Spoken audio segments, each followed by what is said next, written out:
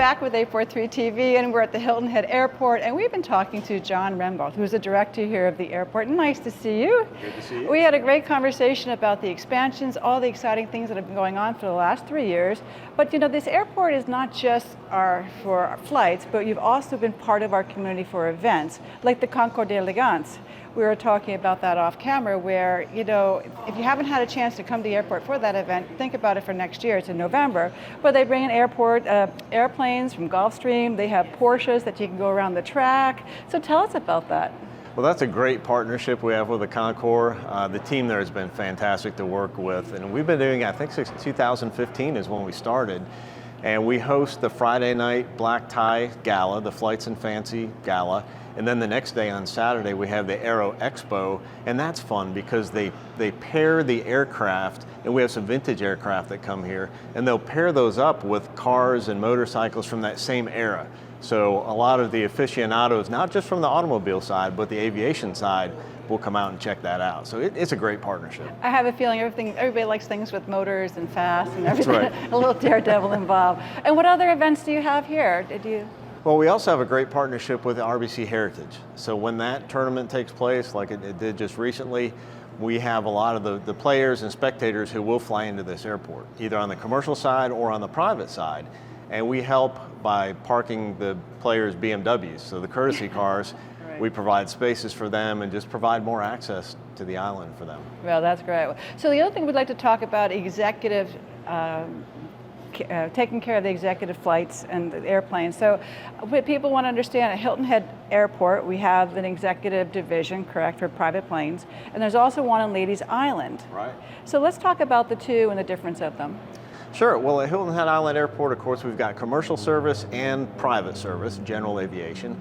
But over at Beaufort Executive Airport on Ladies Island, it's just private aviation. So we could have anything from hobbyist airplanes up there with people flying around for fun, all the way up to, you know, some corporate business travel and things like that. So it's a very diverse group that we have up there.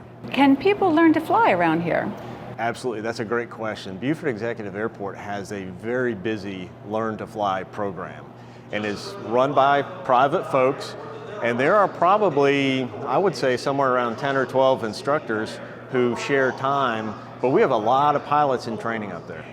Oh, wow. Tell me, how are there some high school kids up there too? Do you ever see, because I've heard like there's a lot of kids that want to learn to fly. It seems to be a big thing here, so tell me about that. Yes, well, we're excited to play a role in planting the seeds, you know, for future aviators.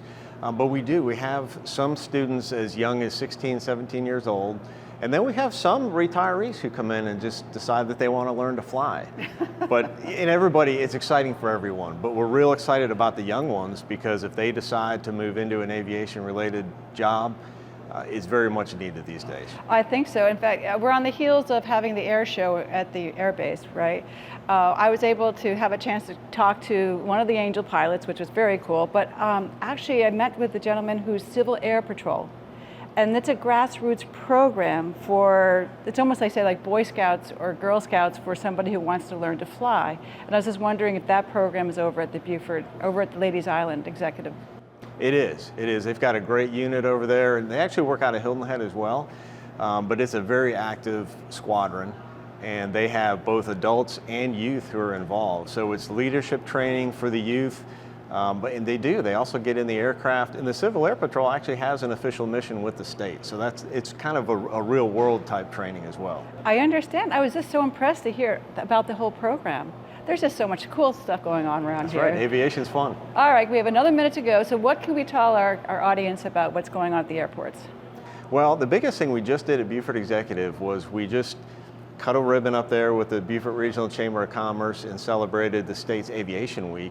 And we did that because we just finished a remodel of that terminal up there. It's a smaller terminal, but we did a full inside and outside renovation. So we kind of did a grand reopening. We had a huge affair out there. We have a nice porch right next to the airstrip so people can see the airplanes, and just celebrated that airport. So, you know, airports are public places, and we want people to come and see the airports and enjoy the airports, get excited about watching airplanes.